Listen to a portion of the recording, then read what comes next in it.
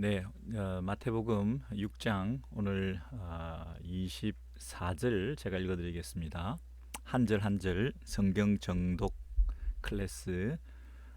우리가 성경을 빨리빨리 좀 많이 또 다독도 하고 또 속독도 해야 되는데 careful reading을 통해서 한 절 한 절 정독을 통해서 그 의미를 좀 되새기면 이것이 좀 더 오래 남고 또 한 번을 읽어도 제대로 읽어서 그 말씀의 그 충격이, 그 말씀이 주시는 하나님의 그 음성을 좀 임팩이 있게 이렇게 받아들여서 이 말씀대로 순종의 삶까지 좀 생각을 바꾸고 우리의 행동을 바꾸고 우리 인생관을 바꾸고 전생에 영향을 미치고 우리 주변 사람들에게도 우리의 그 신앙생활이 좀 파워풀하게 느껴지도록 하기 위해서는, 내 삶을 정말 바꾸는 이 말씀이 되기 위해서는, 변화가 있는 정말 성숙한 그리스도인으로 바뀌어지기 위해서는 명목상의 신자가 아니라 참 신자의 삶을 사는 그 모습을 보이기 위해서는 다른 게 없고요. 결국 말씀의 능력이다.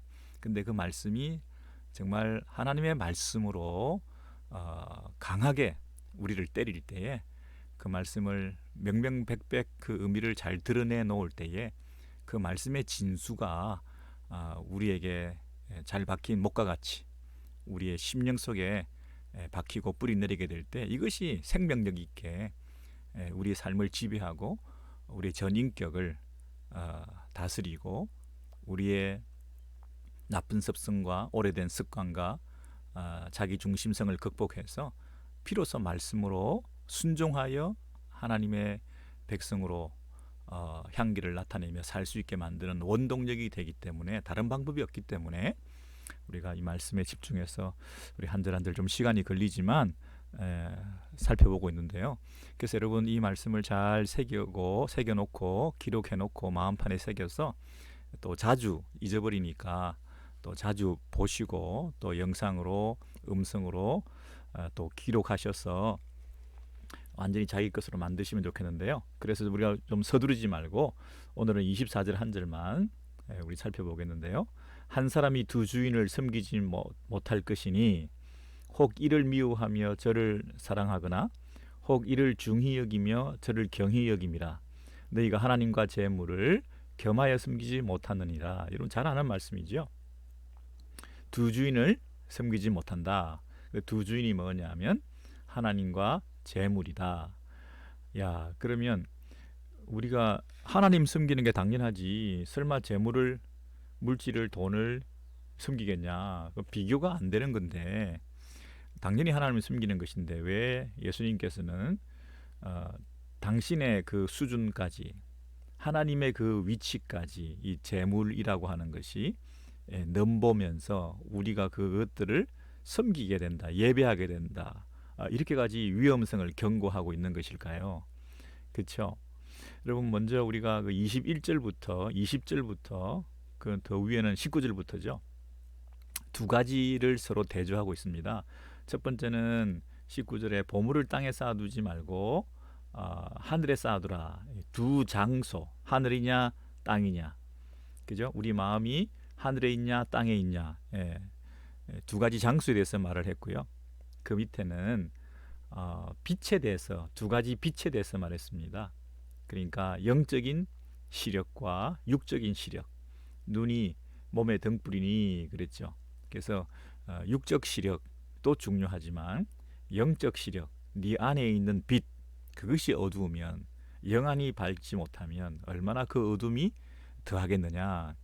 그렇죠? 두 가지 눈에 대해서, 육적인 눈과 영적인 눈에 대해서 얘기를 했죠. 이제 오늘은 두 주인에 대해서, 두 종에 대해서, 한 주인을 섬겨야 될 것에 대해서 얘기를 하고 있습니다. 근데 우리는 두 주인을 섬기게 되기 쉽다.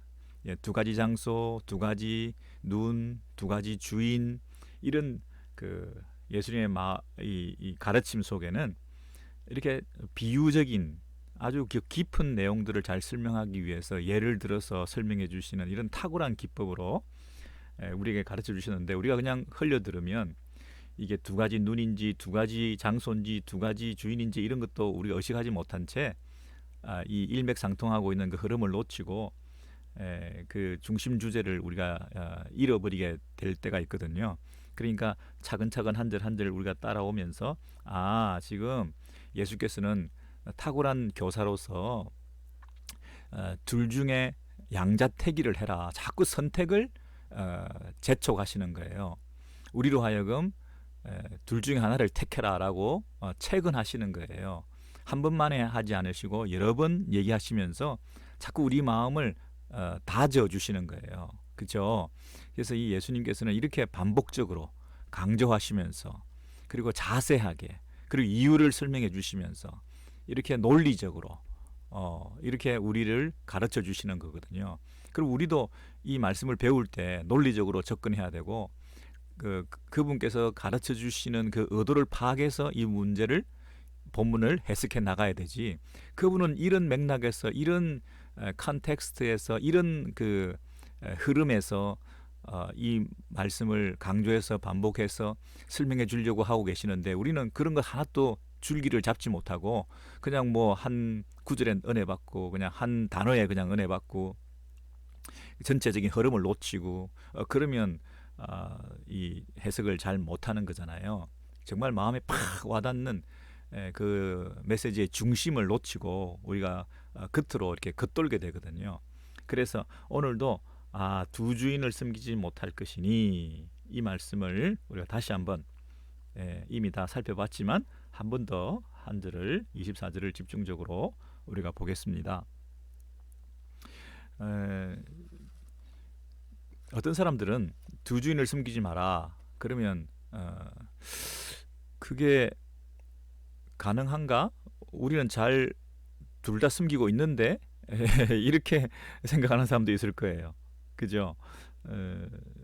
왜 굳이 두 주인을 섬기지 말라고 하는 건가? 나는 지금 이 두 가지를 다 사랑하고 특별히 이 부분에 대해서 이렇게 걸리는 게 없다. 이렇게 생각하는 사람들도 간혹 있더라고요. 근데 그게 두 주인 섬기는 게 가능하다고 하는 사람들은 어떤 사람들이냐면 자신들이 이미 그렇게 이분법적으로 잘 살아가고 있다 그럴까요? 자기도 모르게 그렇게 사는 게 익숙해져 가지고 이게 문제의식을 가지지 못하는 거예요. 예를 들면 주일에는 하나님 섬기고 평일에는 세상을 섬기고 그죠? 성과 속을 나누어서 거룩한 것과 세속적인 것을 나누어서 신앙생활하는 사람들이 있잖아요. 교회에 오면 거룩한 일을 하는 것이고 일반 직장 생활하는 것은 속된 일을 하는 것이고 그러니까 주님을 섬기고 물질을 섬기고 주님을 더 사랑하고 물질도 사랑하고 하는 그게 뭐 너무나 당연하고 자연스럽다고 말하는 사람도 자기도 모르게 있게 되는데 그 부분을 예수께서 지적하시면서 그럴 수가 없다는 거예요. 우리가 입술로는 하나님을 섬기고 마음으로는 물질을 섬기고 겉으로는 하나님을 예배하고 속으로는 물질을 더 귀하게 생각하고 반은 하나님을 사랑한다 그러고 또 반은 재물을 사랑한다 그러고 이게 겉과 속 그리고 입술과 마음 그리고 주일과 평일 공예배와 생활예배 이런 것들을 나누어서 살아가는 방식에 익숙하면 이 두 주인을 섬기는 게 그렇게 어렵지 않게 잘하고 있다고 착각하기 쉽거든요. 근데 예수께서는 그것을 잘못됐다고 가르쳐 주시면서 그게 불가능하다 그렇게 말씀하시는 거예요. 어떻게 그럴 수가 있느냐는 것이죠. 혹 이를 미워하며 혹 저를 사랑하거나 그러니까 사랑이라고 하는 것은 배타적인 거거든요. 절대적인 거거든요. 일부 허락하고 또 부분적으로 허용되고 하는 그런 틈을 줄 수 없는 절대적이고 배타적인 것이 사랑이잖아요. 그래서 하나님께서는 질투하시는 하나님이다. 그렇게 하나님의 속성을 우리에게 말씀해 주셨는데요. 하나님보다 더 사랑한다 하는 면에서는 우리 가족도 배우자도 자녀도 예외가 될 수 없거든요. 그 가족이나 자녀나 배우자를 미워해야 된다는 얘기가 아니라 하나님보다 더 사랑해서는 안 된다는 거잖아요. 그러니까 그 절대적인 배타적인 사랑 앞에서는 예외가 없다는 것이거든요. 그러니까 주인이라고 하는 면에서 우리가 오해를 해서 그래요. 여기서 우리 현대 자본주의 사회에서 두 주인을 섬길 수 있는 것처럼 느껴져요. 왜냐하면 고용주가 둘이 있을 수 있으니까. 그러니까 투잡을 뛴다, 쓰리잡을 뛴다 그러면 그 하나의 잡을 가질 때마다 자기의 주인은 따로 있는 거잖아요. 그러니까 우리가 두 주인을 섬길 수 있다, 자꾸 이렇게 착각을 하는 거예요. 그런데 여기서 말하는 주인과 종의 관계는 노예잖아요. 노예라는 것은 자기 선택의 여지가 없고 한번 그 주인을 모시게 되면 일평생 매여 사는 거잖아요. 자기가 무슨 자유가 있는 게 아니잖아요. 자기가 좀 수고했다고 주인으로부터 대접받아야 되겠다 이런 생각을 할 수가 있는 게 아니잖아요. 종이 들판에서 일하고 오면 그 노사관계에 있어서 주인이 좀 배려를 해줘야 되니까 그 종을 위해서 미리 밥을 차려놓고 기다려주고 그렇게 하는 주인이 없다고 하잖아요. 그 종은 일하고 돌아오면 쉴 틈도 없이 또 집안일을 해야 되고 주인을 섬겨야 되고 그렇게 하면서도 그 종은 뭐라고 하느냐 하면 그게 당연하다. 무익한 종이다. 할 일을 했을 뿐이다. 이게 주인과 종의 관계 아닙니까? 그 당시에 노예라는 개념으로 우리가 생각을 해야지 무슨 노사관계로 자꾸만 우리가 생각을 하면 마치 두 주인을 섬길 수 있는 것처럼 그렇게 착각을 하는데요. 여기서 예수님께서 예를 드신 것은 완전 슬레이브예요. 완전 가장 하층민으로서 자기의 그 생사 여탈권이 박탈당하고 자기가 선택의 어떤 그 결정권이 없는 온전히 모든 것을 다 주인에게 바쳐진 상태. 여기서 중히 여기며 하는 것은 영어로는 디보트라는 영어를 쓰는데요. 온전히 바쳐지다. 경히 여길 수 없다. 조금도 경히 여길 수가 없다. 온전히 무게 중심을 완전히 주인에게 두고 있는 두 주인을 섬길 수 없다. 한 다리를 걸쳐 놓을 수 없다. 이 얘기 아닙니까? 그러니까 전적인 순종과 예배의 대상은 오직 한 분이시다. 그 얘기거든요. 그래서 이미 우리가 두 주인을 섬길 수 있겠다. 이렇게 가능하다라고 말하는 사람은 사실은 이미 그 사람은 재물을 섬기고 있는 중이죠. 하나님보다 재물을 더 중하게 여기면서 사실은 마음을 뺏기고 있는 자들이죠. 그래서 이제 구약에서부터 계속 문제가 됐던 게 바로 이 부분이에요. 하나님도 섬기고 우상도 섬기고 하나님도 섬기고 자기도 섬기고 하나님도 섬기고 물질도 섬기고 하는 이 혼합주의를 하나님께서 제일 싫어한 거죠. 이스라엘 백성들이 문제가 됐던 게 뭡니까? 하나님을 안 섬긴 건가요? 안 섬긴 건가요? 하나님 안 섬긴 게 아니죠. 이스라엘 백성들은 다 하나님 섬겼죠. 근데 하나님도 섬기고 이방신도 섬기고 그게 하나님으로 하여금 모욕감을 느끼게 하신 거잖아요. 그래서 십계명 제일 처음에 뭡니까? 하나님 한 분만을 섬기는 거예요. 하나님 한 분의 명령에만 순종하는 거예요. 하나님 한 분만을 영광을 돌리는 거예요. 그게 하나님께서 원하시는 그 전적인 배타적인 사랑을 갈구하시는 두 주인을 섬기지 마라. 하나님만 섬기라 하는 것이 근데 우리가 그런 면에서 우리의 그 섬김과 예배와 사랑의 그 정도가 어느 수준에 있는가를 한번 여러분 생각해 보시고 지금 내가 하나님과 재물을 겸하여 섬기려고 하고 있구나. 이 생각 자체가 아주 오염되어 있구나 하는 것을 생각하고 좀 위기의식을 경각심을 가질 필요가 있어요.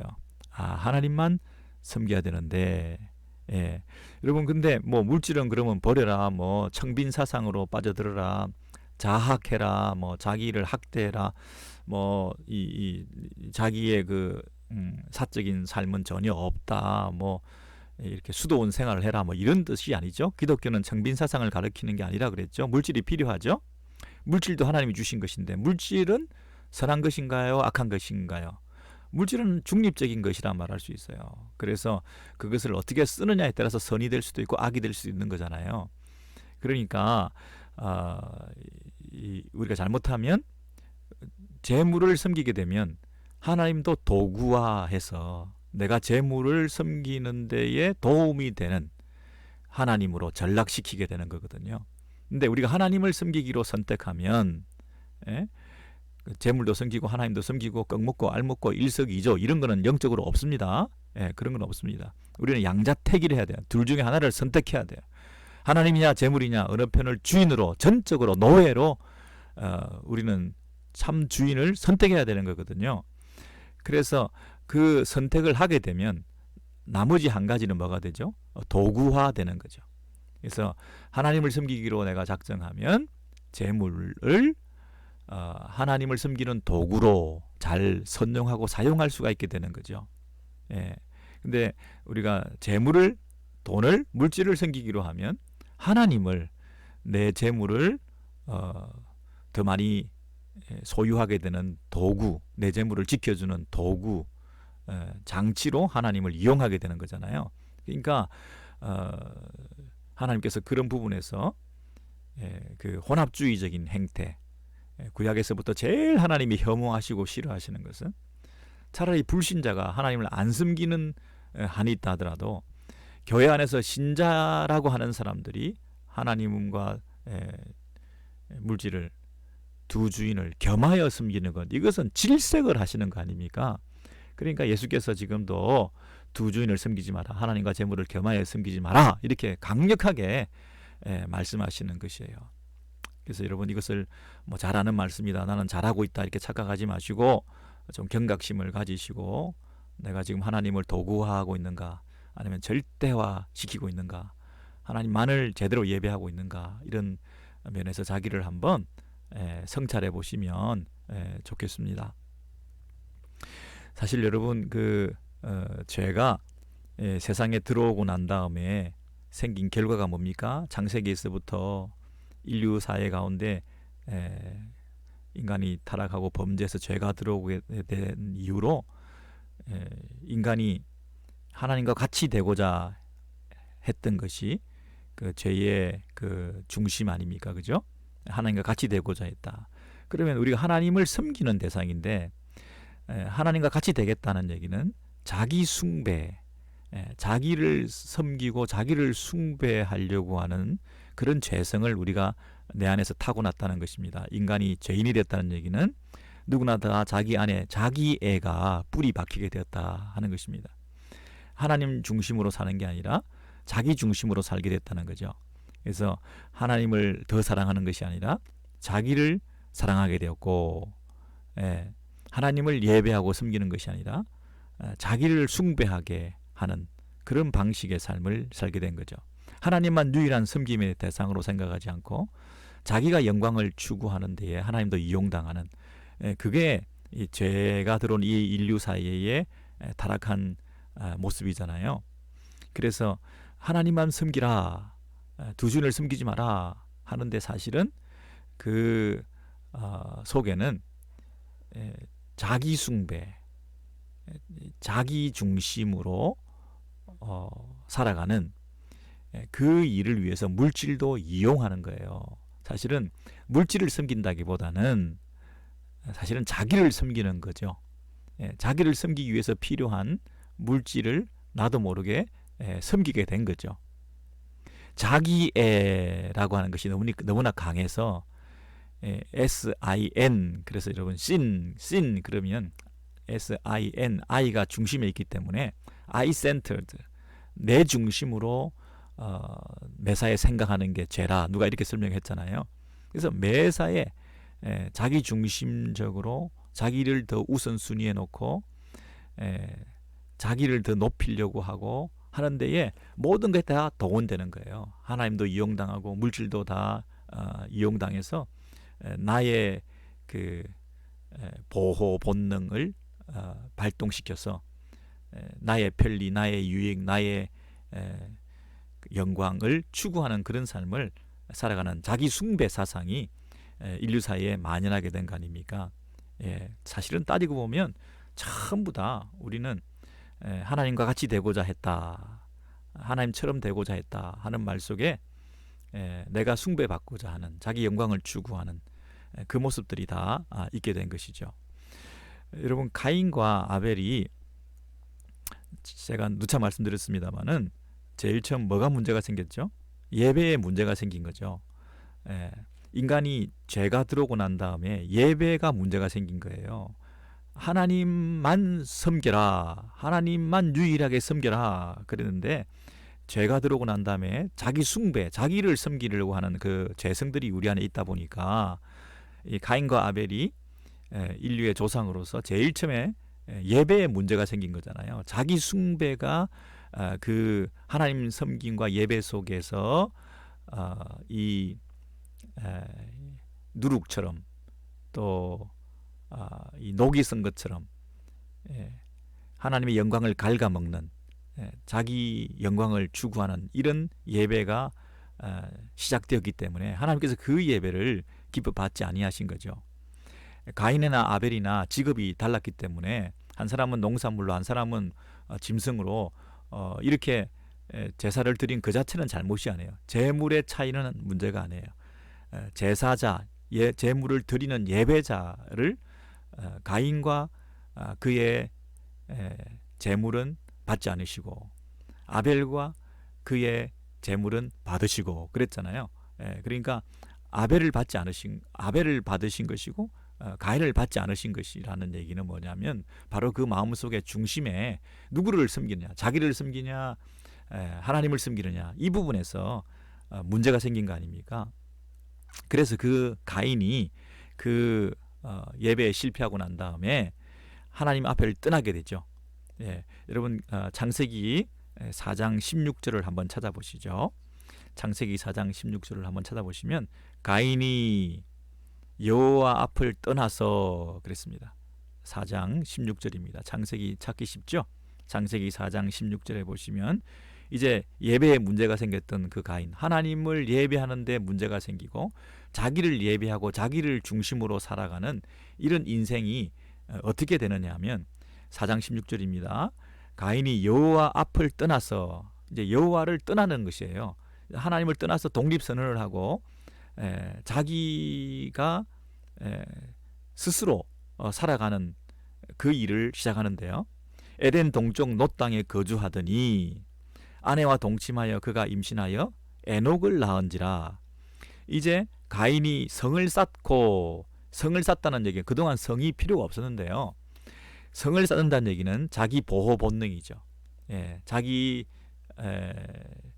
가정을 지키고 집단 배타적 가족주의에 빠져서 이 성을 쌓고 도시를 건설해서 그 누구도 넘볼 수 없는 안전장치를 통하여 자기 살 길을 추구하는, 하나님을 떠나서 하나님이 보호해 주시는 그 장치는 필요가 없고요.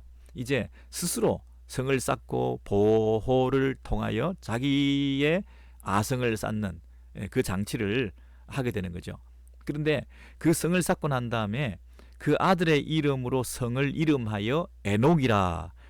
아들 이름이 에녹인데 그 성의 이름도 에녹이라 정했다는 거죠. 그러니까 그 도시를 건설하고 그 도시의 이름을 에녹성이다 이렇게 했다는 거죠. 그러니까 그 성은, 그 도시는 이제 누구 것이 됩니까? 가인의 후손 에녹의 것이 되는 거죠. 이 종족을 보존할 뿐 아니라 재산을 보호하고 자신의 살 길을 추구할 뿐 아니라 자신의 자녀들까지, 자녀 손들까지 살 길을 마련해 주는 이 애비의 마음속에는 뭐가 없어요? 하나님에 대한 신뢰와 하나님을 섬기는 자세가 없는 거죠. 자식은 확장된 자기라고 말할 수 있죠. 나의 확장이 뭐야? 자식이 아닙니까? 종족을 보존하고 자기 당대뿐 아니라 다음 세대에도 성을 물려주고 도시를 물려주고 물질을 물려주고 재산을 물려주고 명예를 물려주고 하는 그 자기애가 확장되어서 당대뿐 아니라 후대까지도 이 자기들이 가진 기득권을 유지하려고 하는 그 행태를 우리가 여기서 좋은 모델로 보게 되는 거잖아요. 가인이 성을 쌓고 그 아들의 이름으로 성을 이름하여 에녹이라 한다. 여호와 앞을 떠나서. 그죠? 그러니까 인간은 누구나 다 이런 자기 중심성을 가지고 하나님 없이 스스로 자기를 보호하려고 하는 그런 죄성들을 타고났죠. 자기애, 자기 숭배, 자기 영광, 자기 중심. 이게 뭐 너무나 자연스러운 거죠. 너무나 자연스러운 거죠. 그런데 우리가 지금 두 주인을 섬기지 말라 하는 이 말씀을 들을 때는 나를 섬겨서는 안 되겠구나. 물질을 섬겨서는 안 되겠구나. 하나님만을 섬기는 그 일에 집중해야 되겠구나. 그 생각을 우리가 할 수 있어야 이런 타락한 인류의 제약된 이 본성을 극복하고 이 세상 가운데서 하나님 나라가 도래할 수 있는 이런 가장 기초적인 이 시작과 출발부터 우리가 해야 되는데 이게 안 돼 있어요. 이게 안 돼 있는 채 이 뭐 가인을 너무 부러워하는 거예요. 성을 쌓고 그 아들의 이름으로 성을 이름하여 에녹이라 한다. 아멘이죠. 이렇게 되고 싶은 거죠. 이게 뭐 이 물질을 저축해라든지 아들에게 뭐 재산을 물려주면 안 된다든지 너무 이렇게만 극단적으로 얘기하는 게 아니라 이 가인의 마음속에 있는 게 뭐냐고요. 하나님이 없는 거잖아요. 이 물질과 이 세상을 절대시하고 살고 있잖아요. 하나님 앞을 떠나서 그가 한 일은 뭐냐면 하나님 없이 자기 성을 쌓고 자기 영광을 추구하고 자기 미래를 설계하고 이렇게 살아간 이것이 문제가 되는 거 아닙니까? 그러니까 이 두 주인을 섬기지 마라 이 말씀을 딱 우리가 마음에 새기면서 섬김이라고 하는 것은 예배라는 것이구나. 우리 상대가 만만치가 않구나. 우리를 어디까지 지배하고 다스리고 우리 마음을 뺏으려고 하느냐 하면 돈이라고 하는 것은요, 재물이라고 하는 것은 그냥 뭐 있으면 편리하고 없으면 불편하고 이런 정도로 우리가 상대화시킬 수 있는 게 아니라 절대화시켜서 자기한테 절하라고 만드는 게 물질이 가지고 있는 속성이라는 거죠. 아니 그냥 물질이 가지고 있는 힘이 별로 세지 않으면 예수님께서도 두 주인을 섬기지 마라 이렇게까지 얘기하지 않죠. 그냥 하나님 섬기고 또 물질을 잘 관리해라. 물질을 그냥 잘 컨트롤해라. 이런 정도로 얘기하셨을 텐데 예배하지 마라, 섬기지 말라 한 얘기는 물질이 아주 야망을 가지고 있는데요. 물질이 아주 큰 속셈을 너무 큰 욕심을 부리고 있는데 그게 뭐냐면 우리한테 절까지 받으려고 하는 거예요. 우리 마음을 다 뺏으려고 하는 거예요. 물질이 가지고 있는 그 아주 나쁜 못된 아주 너무 우리를 향해서 가지고 있는 꿈도 야무진 게 뭐냐면요. 우리가 자기한테 와서 절하게 만드는 거예요. 마음을 다 뺏기고 전전긍긍하고 끌려다니게 만드는 거예요. 지배와 종속 상태로 우리가 끌려다니게 만드는 거예요. 물질을 우리가 사용하는 게 아니라 물질이 우리를 사용하는 거예요. 우리가 물질을 선용하는 게 아니라 물질이 우리를 쩔쩔매게 만들고 전전긍긍하게 만들고 마음을 다 뺏기게 만들고 노예처럼 살게 만드는 거예요. 그래서 돈 앞에 절하게 만드는 거예요. 돈하며 살게 만드는 거예요. 돈이면 우리 마음도 다 뺏기는 거예요. 돈이 좀 있는 사람 앞에서는 내가 너무 초라해지는 거예요. 몸도 초라해지고 움츠려지고 마음도 아주 초라해지고 그래서 줄을 서려고 하는 거예요. 그 앞에 절하려고 하는 거예요. 돈만 준다 그러면 거기서 엎드려서 절하는 거 양심도 팔고 자존심도 상하면서도 다 할 수 있어요. 돈이면 내가 내 인격이 말살돼도 괜찮아요. 돈이면 내가 신자인데도 하나님의 백성인데도 그까지 아무것도 안 해요. 그냥 돈이 된다면 하나님의 백성이라고 하는 그 자존심도 깡그리 무시하고 일단 돈을 챙기는 거예요. 그런 식의 섬김, 두 주인을 섬기게까지 물질과 재물이 가지고 있는 막강한 힘이 있어서 우리를 엎드려 무릎 꿇어 절하게끔 만드는 그런 힘까지 있다는 거죠. 그러니까 두 주인을 섬기지 말라고 할 때 어떤 성경에서는 맘몬이라고, 메모니즘이라고 그렇게 번역하잖아요. 물신주의에 빠지지 마라 하는 거죠. 그냥 돈이 아니고요, 물신이다. 그 신이 가지고 있는 힘이 있다는 거, 흡입력과 지배력과 그런 것들로 하여금 우리로 절하게 만든다, 끌려다니게 만든다.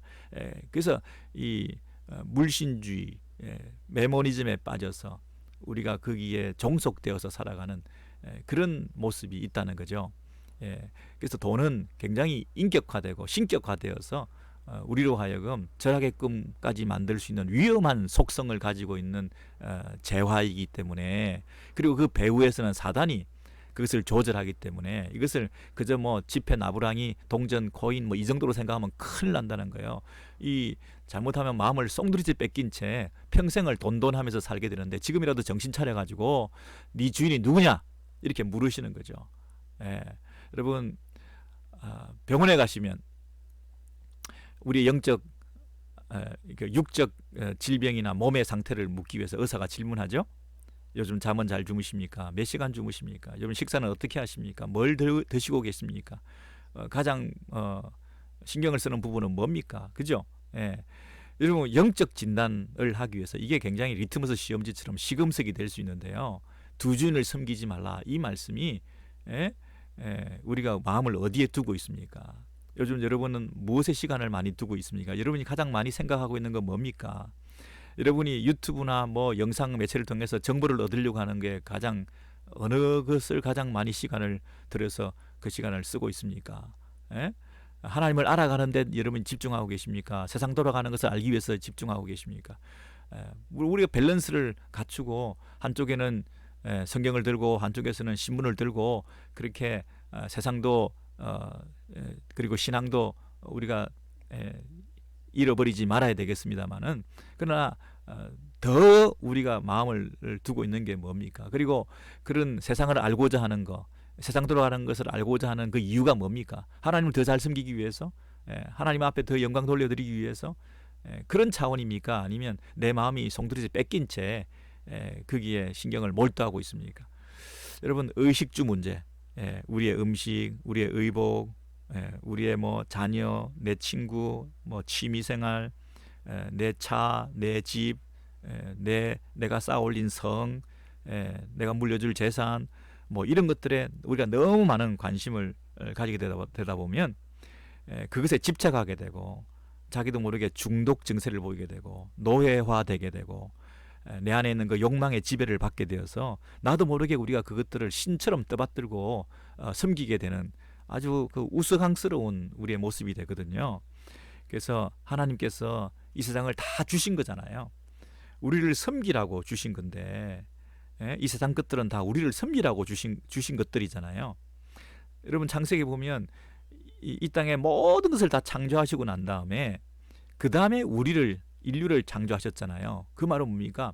우리가 살기에 적합한 모든 환경들을 조성해 놓고 그 제일 마지막에 이제 우리를 만드셔서 우리로 하여금 그 세상을 다스리고 정복하고 그 세상을 즐기고 누리라고 우리에게 주신 것들이잖아요.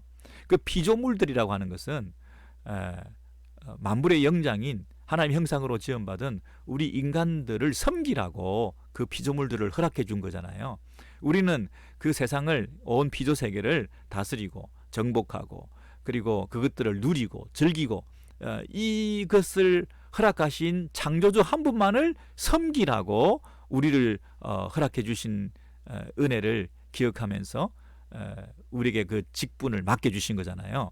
하나님의 형상으로 지음받았다, 하나님의 대리 통치자로 이 땅에 우리를 두셨다는 것은 이 땅에 하나님의 그 통치를 재현하고 실현하기 위한 에이전트처럼 하늘에 계신 그분을 대신해서 이 땅에서 하나님의 통치를 실현할 하나님의 종들로 우리를 세운 거잖아요. 그러니까 우리는 하나님만을 섬기고 이 세상을 다스리고 이 중간에서 역할을 잘해야 되는데, 우리가 어떻게 하나님이 주신 것들한테 절하고 있단 말입니까? 피조물들한테 어떻게 우리가 종속되어서 그것들의 마음을 뺏길 수 있단 말입니까?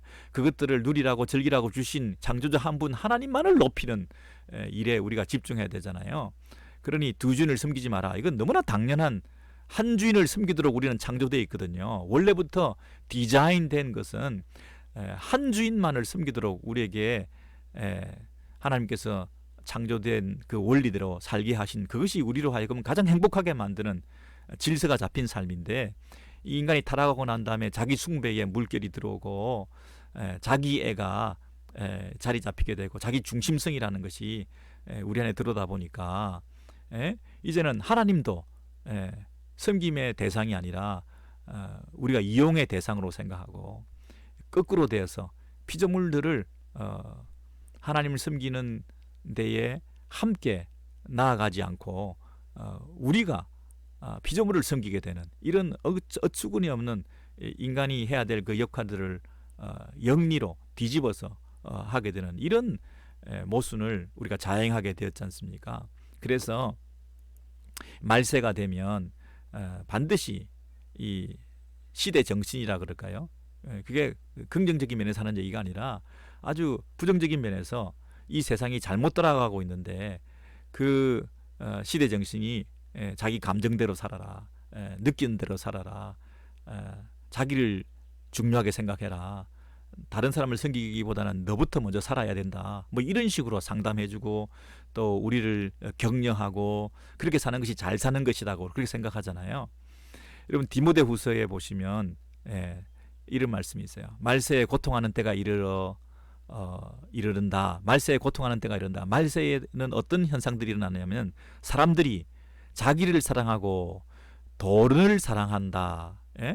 그 말세의 징조들이 많이 있는데요. 디모데후서 3장 우리 1절 2절을 한번 살펴보시죠. 디모데후서 3장 1절 2절에 보시면 말세의 그 징조와 현상들을 말할 때 여러 가지를 말하고 있는데, 제일 처음 두 가지가 뭐냐면 자기를 사랑하고 돈을 사랑한다. 이게 제일 처음에 나오는 거거든요. 자기를 사랑하고 돈을 사랑하는 것이 시대 정신이에요. 그렇게 하는 것을 당연하게 생각하고, 자기를 사랑하고 돈을 사랑하는 게 뭐가 잘못됐어? 매우 솔직한 것처럼, 정직한 것처럼 그렇게 얘기를 하고 다니는 풍조예요. 부끄러운지도 모르고. 그게 쿨한 것이고, 노골적으로 자기를 사랑하고 돈을 사랑하는 것을 표현하고 그렇게 생활하고 살아가더라도 그것을 오히려 부러워한다니까요. 그렇게 어떻게 안 되나? 우리도 좀 어떻게 안 되나? 그렇게 오히려 따라가려고 하는 그런 말세의 그 세태를 우리가 느끼고 있는데요. 정말 이것은 뒤집어진 거죠. 여러분, 자기를 사랑하고 돈을 사랑한다. 이게 말세의 징조고 현재의 그 시대 정신인데, 그걸 잘 사는 것이라고 이렇게 얘기를 하는데요. 우리는 어떻게 살아야 된다고요? 그걸 뒤집어야죠. 자기를 사랑하는 대신에 이웃을 사랑해야 되는 거예요. 그리고 돈을 사랑하는 것 대신에 뭐예요? 두 주인을 섬기지 마라. 하나님을 사랑해야 되는 거예요. 하나님을 사랑하고 이웃을 사랑하고, 이것이 뒤집어져 가지고 돈을 사랑하고 자기를 사랑하는 이 자기애에 쩔어서 돈돈하고 물질의 마음을 다 뺏겨서 현재 이렇게 살아가고 있는 이 모습을 탈피하고 극복하고 이겨내는 것이 우리 신자들만이 할 수 있는 고유의, 그리고 독특한, 그리고 사명이요, 특권이요, 정말 사람답게 살 수 있는 유일한 길이 아니겠습니까? 그러니까 요즘 세상이 어떻든지 간에 원래대로 돌아가야죠. 돌아가서 내가 얼마나 하나님을 사랑하는가, 물질을 얼마나 상대화시키고 하나님을 사랑하고 섬기는데 선용하고 있는가, 그리고 내가 얼마나 이웃을 섬기고 사랑하고 있는가. 자기애에 뿌리 박혀가지고 함몰되어 있는 그 사람들 말고요, 자기밖에 몰라요. 그죠? 근데 신앙생활은 한마디로 뭐예요, 여러분? 신앙생활은 자기 안에 있는 그 자기애를 뿌리채 뽑아내는 것이에요. 자기애를 뿌리채 뽑아내고 그 자리에 하나님 사랑, 이웃 사랑을 심어서 꽃 피우는 것이에요. 열매 맺게 하는 것이에요. 씨를 뿌리는 것이에요. 처음부터는 잘 안 되겠지만 풍성한 열매를, 하나님 사랑, 이웃 사랑의 그 아름다움이 우리의 삶 가운데 잘 드러나지 않겠지만, 그 척박한 땅에 내 심령의 땅을 기경해서 소금 땅이라 하더라도 자꾸 물을 주다 보면 염분이 빠져서 그것에 식물이 자랄 만한 땅이 된다 그러잖아요. 우리 마음에 너무나 척박하고 자기의 그냥 몸서리 칠 정도로 자기 중심적으로 똘똘 뭉쳐가지고 바늘 하나 들어갈 틈이 없는 그런 우리의 이 완고하고 정말 자기에 대해서 집착하고 자기밖에 모르고 뭐 가족을 사랑한다. 뭐 가족 사랑하는 건 좋은데요. 그게 배타적 가족 이기주의에 빠지면 그거는 뭐예요? 굉장히 경멸스러운 거죠.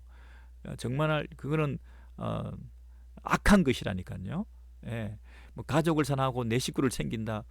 좋은 사람인 것처럼 보이지만 자기 가족만 챙기면 그건 너무나 나쁜 거죠. 악한 거죠. 그러니까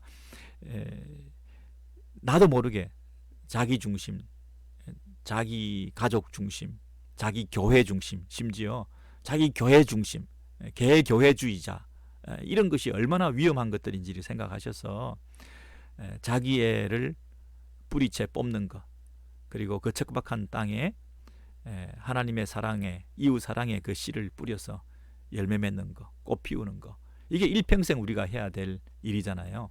그런데 물질이 아주 이게 미묘한 것이 있어서 우리 마음을 흐트러 놓고 물질이 주는 그 편리 때문에 물질을 섬기게까지 되게 되는 이런 우리의 연약성을 우리가 가지고 있기 때문에 우리가 마음의 결정을 하셔요. 내가 누구를 섬길 것인가, 무엇을 섬길 것인가, 두 주인을 섬기지 말라 이렇게 말씀하신 이 명령을 우리가 허투루 소홀히 듣지 마시고 지금 오늘 결단하셔요. 아멘. 주님 앞에 온전히 순복하고 이 말씀의 그 액면을 그대로 받아들여서 가감하지 말고 애누리하지 마시고요. 난 둘 다 할 수 있다. 자꾸 그렇게 타협하지 마시고요. 정말 나는 누구를 섬기고 있는가. 철저하게 배타적인 하나님에 대한 그 사랑을 표현하고 있는가. 질투하시는 그 하나님 앞에서 내 마음이 어디로 흩어지고 무엇에 더 관심을 가지고 어디에 시간을 더 드리고 내 중심에 과연 하나님이 계시는가. 이런 부분에서 예배가 우리의 삶의 본질이 될 수 있도록 창조주를 섬겨야지 피조 세계를 섬기면 안 된다. 우리를 위해 만들어 놓으신 것들을 즐기고 누리되 그것을 누리고 즐기라고 주신 그 창조주 한 분, 그분만을 높여드리는 여기에 절대 타협해서는 안 된다. 그렇게 우리가 한 번 더 결단하시고 전적 충성을 요구하시는, 동시에 둘 다 사랑할 수 없다고 얘기하시는 그 경고 앞에 여러분께서 마음을 결정하셔서 하나님께서 정말 칭찬하시고 기뻐하시고 과연 내 아들이다, 너의 삶을 책임져 주겠다, 하나님 중심으로 살아가는 너의 인생을 내가 외면하지 않겠다, 그 음성 들으시는 저와 여러분 되시기를 바랍니다.